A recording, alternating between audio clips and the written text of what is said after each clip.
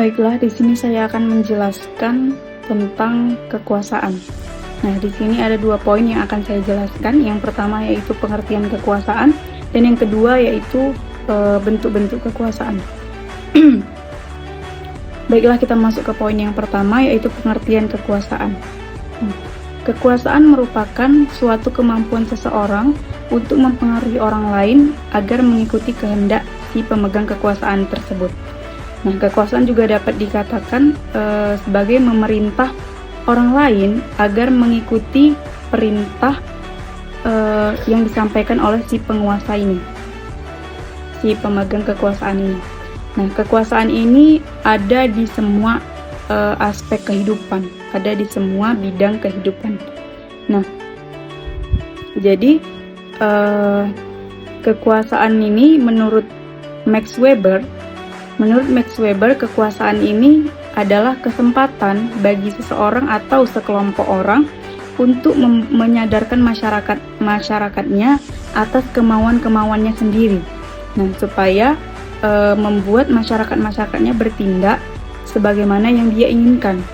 Nah, kemudian kita masuk ke pembagian bentuk-bentuk kekuasaan. Pembagian bentuk-bentuk kekuasaan ini ada 2. Yang pertama yaitu kekuasaan posisi, yang pertama kekuasaan pribadi, yang kedua kekuasaan posisi. Nah, yang pertama dulu, kekuasaan pribadi. Kekuasaan pribadi ini diperoleh berdasarkan rasa kagum seseorang, kemudian rasa respect dan lain sebagainya. Contohnya, si A memiliki wajah yang sangat tampan. Kemudian banyak orang yang kagum atas ketampanannya karena hidungnya yang mancung, kulitnya yang putih, badannya yang tinggi. Nah, jadi banyak orang yang kagum kepadanya. Secara otomatis ia telah memiliki kekuasaan untuk mempengaruhi orang-orang yang kagum kepadanya tadi agar melakukan seperti apa yang dia inginkan. Nah, kemudian contoh lain misalnya si B. Dia sangatlah dermawan, suka bagi-bagi sembako, suka memberi dan lain sebagainya. Nah, kemudian banyak orang yang respect nih sama dia, iya suka kali karena dia orangnya dermawan dan lain sebagainya. Nah, secara tidak langsung ia telah memiliki kekuasaan, bahwasannya ia dapat mempengaruhi orang-orang yang respect kepadanya tadi agar mengikuti seperti apa yang dia inginkan, agar melakukan seperti apa yang dia inginkan. Nah, kemudian yang kedua yaitu kekuasaan posisi.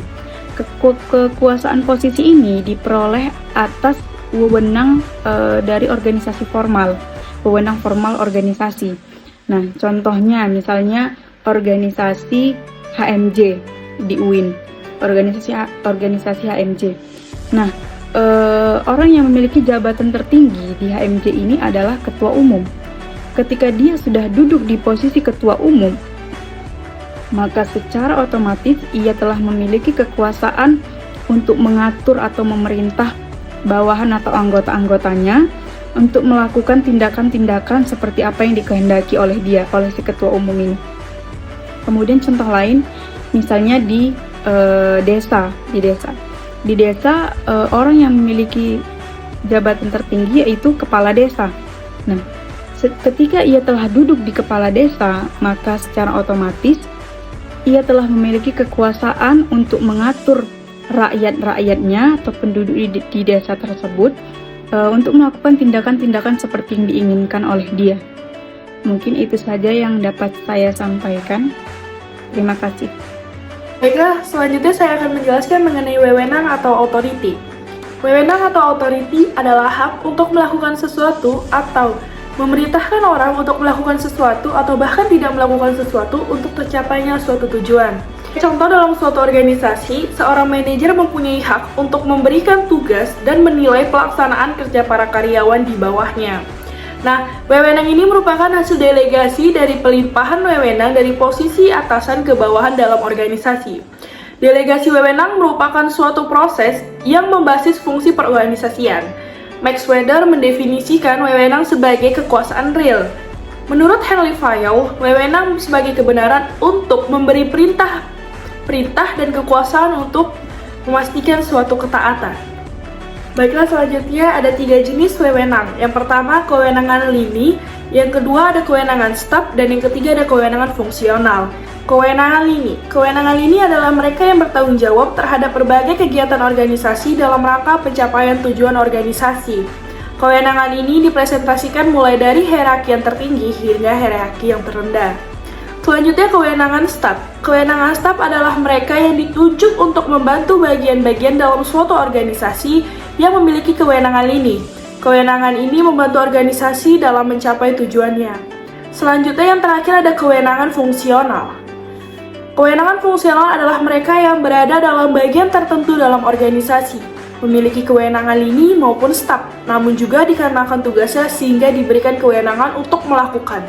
Contoh, bagian keuangan bertanggung jawab di bagian pencatatan berbagai transaksi. Namun, ia juga memiliki kewenangan untuk melakukan pengawasan dan pengontrolan terhadap bagian lain yang terkait dengan bagian keuangan.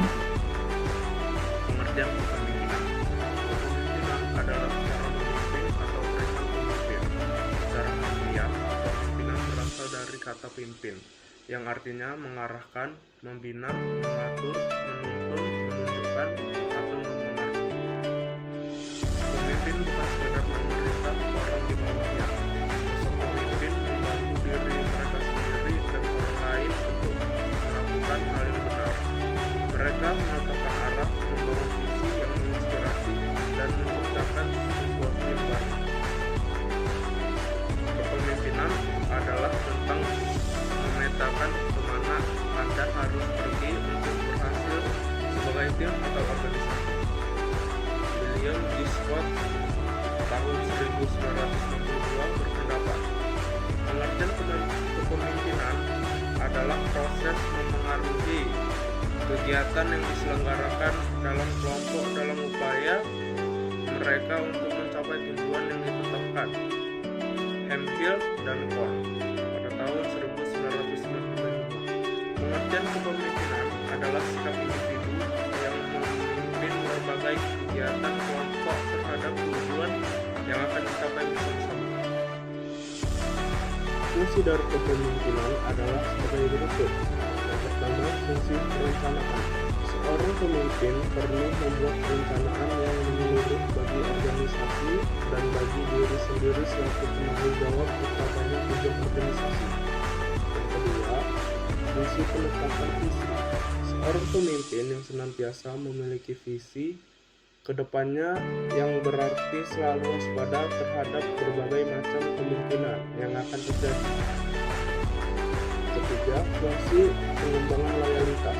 Pengembangan loyalitas tidak saja di antara pengikutnya, tetapi juga untuk para pemimpin tingkat rendah dan menengah dalam organisasi.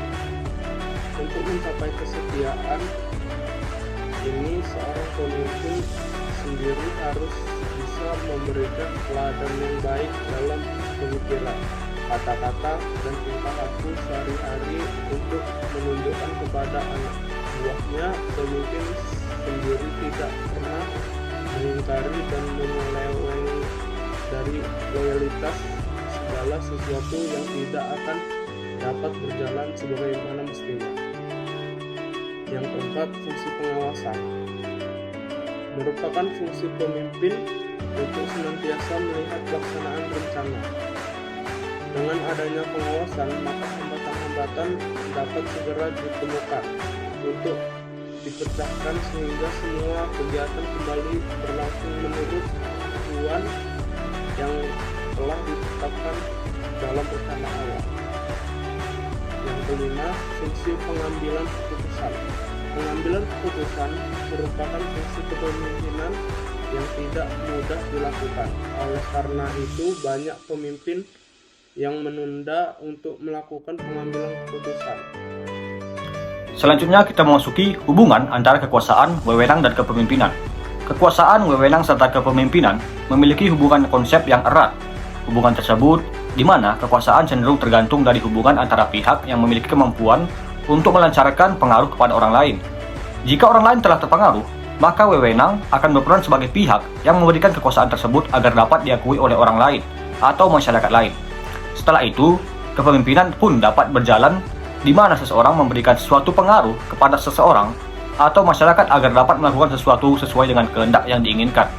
Dengan adanya hal tersebut, maka dikatakan bahwa hubungan antara ketiganya sangat erat. Tanpa adanya salah satu, maka bagian yang lainnya akan sulit untuk berjalan, serta mengambil peran yang telah ada. Demikian, terima kasih.